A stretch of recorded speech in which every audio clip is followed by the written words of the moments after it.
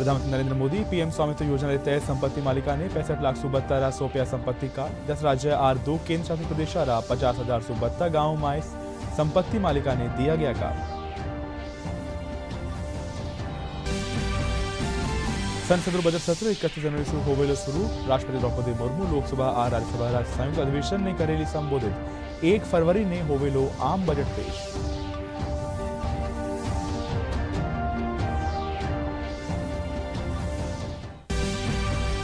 मुख्यमंत्री भजनलाल शर्मा जयपुर शहर में सुगम यातायात प्रबंधन लेर बैठक ने कर्या संबोधित कया निर्बाध यातायात व्यवस्था खातर राज्य सरकार कर रही है काम।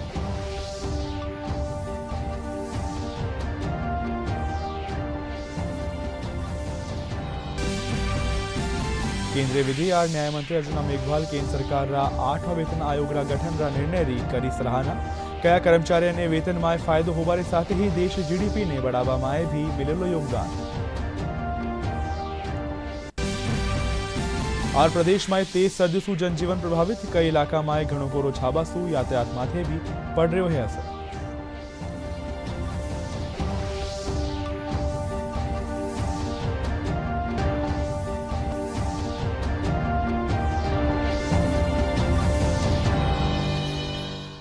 नमस्कार, राजस्थानी समाचार में थाको घणो स्वागत है। मैं थाके सागे लक्ष्य आर्य और अब समाचार विगतवार। प्रधानमंत्री नरेंद्र मोदी आज वीडियो कॉन्फ्रेंसिंग के जरिए पीएम स्वामित्व योजना के तहत संपत्ति मालिका ने 65 लाख सुबत्ता संपत्ति कार्ड सौंपया। यह कार्ड 10 राज्य और 2 केंद्र शासित प्रदेश 230 सुबत्ता जिला 50,000 सुबत्ता गांव में संपत्ति मालिका ने दिया गया। प्रतिनिधिगण, उपस्थित सभी अधिकारी भाई और बहन,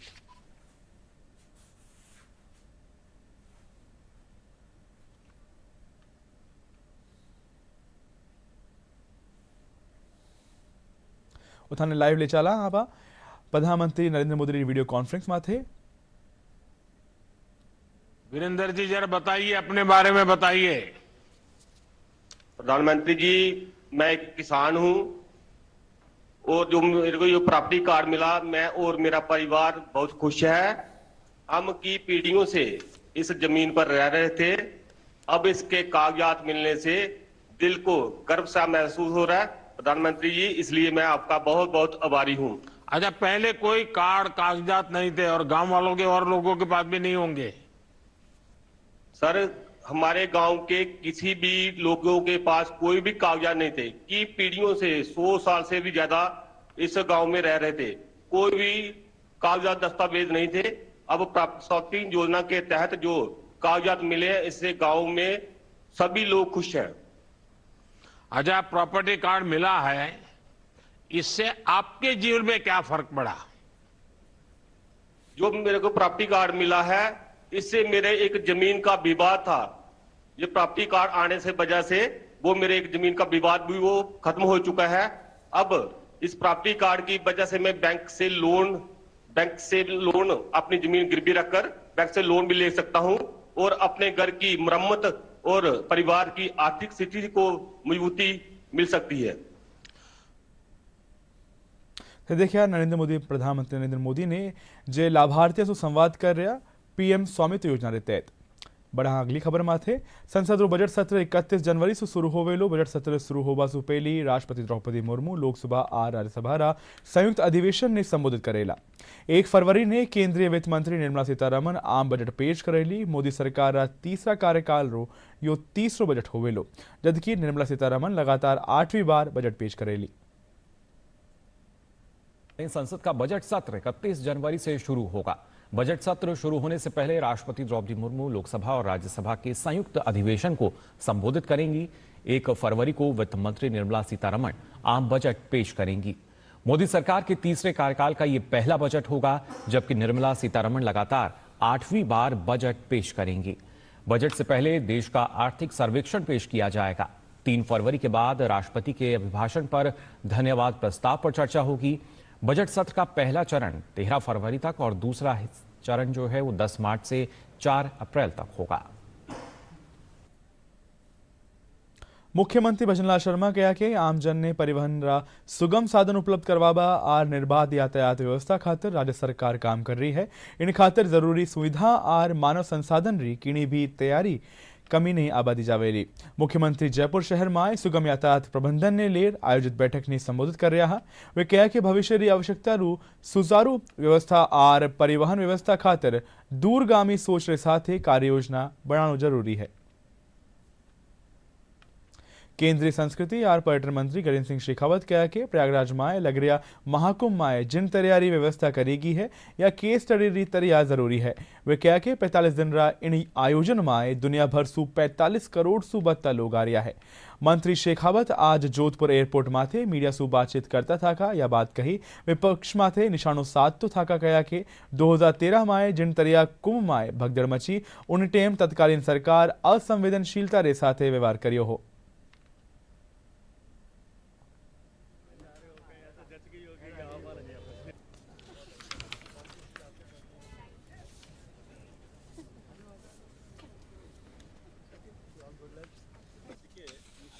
कुंभ विश्व के लिए एक अनूठा उत्सव है जहाँ स्वतः स्फूर्त भाव से देश और दुनिया से करोड़ों लोग श्रद्धा का भाव लेकर के, कुछ उत्सुकता का भाव लेकर के, कुछ कौतूहलता दुनिया भर से जानने के लिए कितना बड़ा आयोजन कैसे किसी देश में एक स्थान पर हो सकता है। कुछ इतने बड़े हो रहे आयोजन ने सरकार का जिस तरह से प्रबंधन है उसको एक केस स्टडी की तरह अध्ययन करने के लिए विभिन्न राज्यों ने भी अपने राज्यों में होने वाले बड़े आयोजनों में कुंभ को देख करके उसकी आयोजन की व्यवस्था को समझा जा सके, इस दृष्टिकोण से देश भर से 45 दिन में दुनिया भर से 45 दिन में 45 करोड़ लोग कुंभ के साक्षी बनेंगे। पहले दिन पूर्णिमा के स्नान में और बाद में मकर संक्रांति के स्नान के दिन लगभग इन 2 दिनों में 5 करोड़ लोगों ने कुंभ में जो है स्नान किया है। लेकिन इसके साथ साथ में लगभग 15 लाख लोग जो हैं कुंभ में पूरे 45 दिन तक रह करके कल्पवास कर, लगभग इतनी बड़ी संख्या साधुओं की है जो पूरे 45 दिन तक लगभग कुंभ में रहने वाले हैं और लगभग इतनी बड़ी संख्या यानी 15 लाख लोग ऐसे हैं जो सफाई कर्मचारी के रूप में, विभिन्न व्यवस्थाओं को देखने वाले कर्मचारियों के रूप में, भोजनशालाओं का प्रबंधन करने वाले और भोजन का व्यवस्था करने वाले लोगों के रूप में वहाँ स्थायी रूप से निवास कर रहे हैं। लगभग 50 लाख लोग स्थायी रूप से निवास कर रहे हैं और बाकी लोग जो है नित्य प्रतिदिन आते हैं और ऐसे बड़े स्नान के दिन और भी ये संख्या आने वाली मौनी अमावस्या के दिन और भी ये संख्या जो है बड़ी होगी। लेकिन निश्चित ही कुंभ का प्रबंधन उत्तर प्रदेश सरकार माननीय योगी आदित्यनाथ जी के नेतृत्व में और देश की सरकार ने माननीय प्रधानमंत्री जी के नेतृत्व में जिस तरह से किया है वो निश्चित रूप से अनूठा है। केंद्रीय विधि और न्याय मंत्री अर्जुन राम मेघवाल कहा कि 8वां वेतन आयोग ने मंजूरी मिलबसु जठे कर्मचारियों ने वेतन में फायदो होवेलो वटे ही इनसु देश जीडीपी ने भी बढ़ावा में योगदान मिलेलो। मंत्री मेघवाल प्रधानमंत्री नरेंद्र मोदी रा इन निर्णय ने उचित ठहराता था कहा कि देश की अर्थव्यवस्था खातर यो निर्णय घणो हितकारी है। ये जो वेतन आयोग का गठन का विषय है वो कैबिनेट की बैठक में 8वें वेतन आयोग की मंजूरी दी है और आयोग का जब गठन होगा उसके बाद निश्चित रूप से जो मिनिमम लेवल है वो भी अप होगा, जो मैक्सिमम लेवल है वो भी अप होगा। तो जो सरकारी कर्मचारी अधिकारी हैं उनकी तनख्वाहें भी बढ़ेगी। तो आप सही कह रहे हैं कि वो जो पैसा है वो बाज़ार में कहीं न कहीं रूट होगा, कंजम्पशन में रूट होगा, कहीं न कहीं आएगा। तो जो ये जीडीपी है वो जीडीपी को बढ़ाने में इसमें योगदान भी होगा। और ये समय समय पे वेतन आयोग के विषय जो है आते रहते हैं। अभी नरेंद्र मोदी जी ने बहुत अच्छा निर्णय लिया है कि समय पे ही 8वें वेतन आयोग के गठन की मंजूरी कैबिनेट से करवा दी है। राजधानी दिल्ली में गणतंत्र दिवस की तैयारियां जोर शोर से चल रही है। 26 जनवरी खाली एक तारीख ही नहीं बल्कि गणतंत्र महापर्व है। इन मौके राष्ट्रपति भवन में सिंजियरी टेम एट होम कार्यक्रम रोज शानदार आयोजन हुए है। एट होम कार्यक्रम खातर राष्ट्रपति द्रौपदी मुर्मू री पहल माथे खास आमंत्रण पेटिका तैयार करेगी है जो दक्षिण भारत रा राज्य री सांस्कृतिक धरोहर ने दर्शावे है। आओ कई खास है इन आमंत्रण पेटिका में देखा इन रिपोर्ट में। राजधानी दिल्ली में गणतंत्र दिवस की तैयारियां जोरों पर हैं। ऐतिहासिक राजपथ एक बार फिर भारत की सामरिक शक्ति, जवानों के अदम्य शौर्य और तकनीक कौशल का साक्षी बनने को तैयार है। 76वें गणतंत्र दिवस के अवसर पर राष्ट्रपति भवन में आयोजित होने वाला एट होम रिसेप्शन कार्यक्रम भी इस बार नई परंपरा का साक्षी बनने जा रहा है। दरअसल इस बार एट होम रिसेप्शन कार्यक्रम में शामिल होने वाले मेहमानों के लिए खास तरह के निमंत्रण पत्र तैयार किए गए हैं।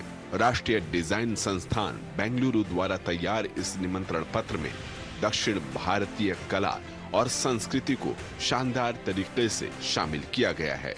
So the theme of this year's Republic Day at Home is southern part of India, which should reflect the tradition, culture, material, craft, everything. So the entire design was focused on that. सांस्कृतिक धरोहर को हम इस box के अंदर कई तरीके से संयोजने का प्रयास किए हैं। तो इसमें साउथ के सदर्न दक्षिण के 5 प्रांत के हमने 5 चुनिंदा क्राफ्ट हैं जो ओडीओपी और जीआई में रजिस्टर हैं, उनको हमने इस तरीके से संयोजा है एक बॉक्स के अंदर, ताकि ये एक पूरा बॉक्स जो किट है, ये किट किसी भी डिग्निटरीज के पास जाएगा। 76वें गणतंत्र दिवस की थीम पर आधारित इस निमंत्रण पत्र को संस्थान के छात्रों ने बड़ी कुशलता से तैयार किया है। निमंत्रण पत्र भारतीय शिल्प और पारंपरिक कला का उत्कृष्ट उदाहरण है।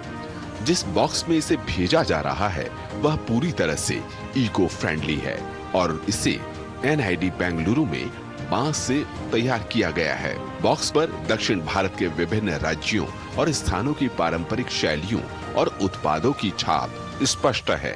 साथ ही बॉक्स को कलमकारी शैली में तिरंगा थीम से सजाया गया है और बॉक्स के ऊपर राष्ट्रपति भवन का चित्र अंकित है। इस निमंत्रण को हम लोग के निमंत्रण से ज़्यादा क्या कर सकते हैं और किस तरह का वैल्यू ऐड कर सकते हैं, तब हम लोगों ने एग्जिबिट्स वगैरह को और इंक्लूड करना शुरू किया, जिससे कि निमंत्रण को और वैल्यू मिले और निमंत्रण सिर्फ एक कार्ड की बजाय एक कलेक्टेबल भी बन सके। राष्ट्रपति भवन में शामिल होने वाले अतिथियों के लिए निर्मित आमंत्रण पत्र और इसके बॉक्स को भी विशेष अंदाज में बनाया गया है। निमंत्रण पत्र के बॉक्स के अंदर विशेष सामग्री रखी गई है। इसके अंदर एक ब्रोशर है जिसमें शिल्प के बारे में पूरी जानकारी है, ताकि मेहमान दक्षिण भारत की अनमोल संस्कृति से रूबरू हो सके। बॉक्स के भीतर बेहद खूबसूरत अंदाज में आंध्र प्रदेश के इटिकोपक्का में निर्मित लकड़ी की गुड़िया का जोड़ा, केरल के त्रिशूर जिले के कोंडुलगल्लूर में स्क्रू पाइन से निर्मित एक बुक मार्क, तमिलनाडु के कांजीवरम सिल्क का एक छोटा पाउच, कर्नाटक के मैसूरू की पारंपरिक गंजीफा आर्ट की एक कलाकृति भी बॉक्स में रखी गई है। तेलंगाना के पोचमपल्ली की प्रसिद्ध कपड़े की बुनाई वाला सुंदर पेंसिल पाउच रखा गया है। We got to work with all these artisans and got to know how intricate and delicate this work is. Got to experience that. I'm really happy to be a part of this project. In this era of digital invitations, I see that value of human touch in each invitation, and it was a really great experience working with a project with national importance. भारतीय डाक विभाग को at home reception के निमंत्रण को मेहमानों तक सम्मान पूर्वक पहुंचाने का जिम्मा दिया गया है। कार्यक्रम में शामिल होने वाले देश के चुनिंदा अतिथियों को इंतजार है 26 जनवरी की शाम का, जब राष्ट्रपति भवन 76वें गणतंत्र दिवस के अवसर पर अविस्मरणीय लम्हों का गवाह बनेगा।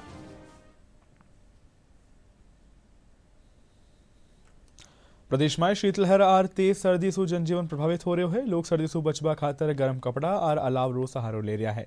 वही कई इलाका में घणो कोरो छाबा सु यातायात माथे भी असर पड़ रहा है। आज सुबह से ही जयपुर समेत कई जिला में घणो कोरो छायड़ो है। आज सबसे कम तापमान माउंट आबू में 2 डिग्री सेल्सियस रिकॉर्ड करो गयो। और अंत में आज मुख्य समाचार एक बार फिर से।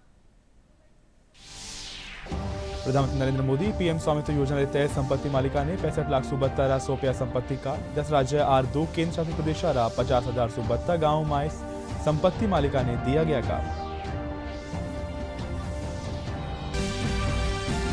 संसद बजट सत्र 31 जनवरी से होवेलो शुरू। राष्ट्रपति द्रौपदी मुर्मू लोकसभा और राज्यसभा संयुक्त अधिवेशन ने करेली संबोधित। 1 फरवरी ने होवेलो आम बजट पेश।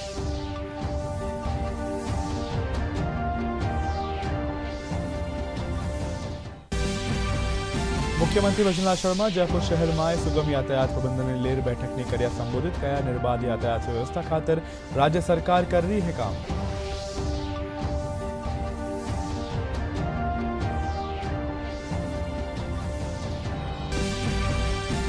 केंद्रीय विधि और न्याय मंत्री अर्जुना मेघवाल केंद्र सरकार रा 8वां वेतन आयोग रा गठन रा निर्णय री करी सराहना। कया कर्मचारियों ने वेतन में फायदो होवारे साथ ही देश जीडीपी ने बढ़ावा में भी मिलेलो योगदान। और प्रदेश में तेज सर्दी सु जनजीवन प्रभावित। कई इलाका में घणो कोरो छाबासु यातायात माथे भी पड़ रह्यो है असर।